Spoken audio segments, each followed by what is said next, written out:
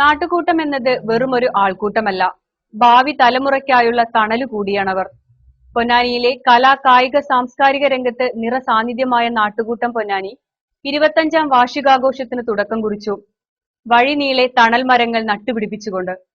സാമൂഹ്യ കലാ സാംസ്കാരിക രംഗത്ത് കാൽനൂറ്റാണ്ട് പ്രായമായ Ponnani Nattukoottam arts and sports club അതിന്റെ സിൽവർ ജൂബിലി ആഘോഷങ്ങൾക്ക് തുടക്കം കുറിച്ചിരിക്കുന്നു. 67ാമത് റിപ്പബ്ലിക് ദിനത്തിൽ MES കോളേജ് ഗ്രൗണ്ടിൽ 25 തണൽമര തൈകൾ നട്ടുപിടിപ്പിച്ചാണ് ഒരു വർഷം നീണ്ടു നിൽക്കുന്ന ആഘോഷ പരിപാടികൾക്ക് തുടക്കം കുറിച്ചിട്ടുള്ളത്.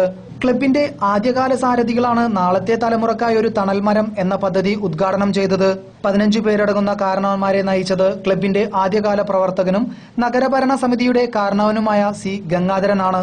കോളേജ് ഗ്രൗണ്ടിലേക്കുള്ള പ്രവേശന കവാടത്തിനരികിൽ കൂവള തൈ നട്ടാണ് പദ്ധതിക്ക് തുടക്കം കുറിച്ചത്.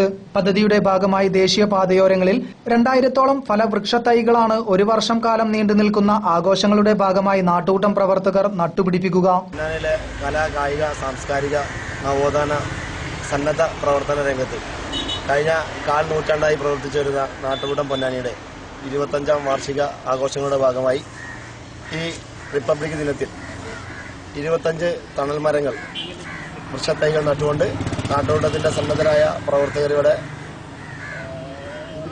വിപുലമായ പരിപാടികൾ സംഘടിപ്പിക്കുകയാണ്.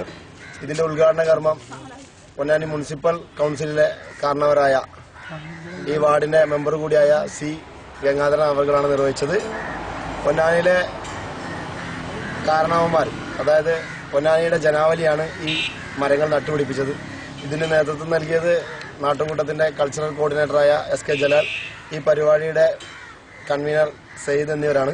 നാളത്തെ തലമുറക്ക് നല്ല വായു, നല്ല ഭക്ഷണം, പിന്നെ ഒത്തിരിയേറെ തണലും.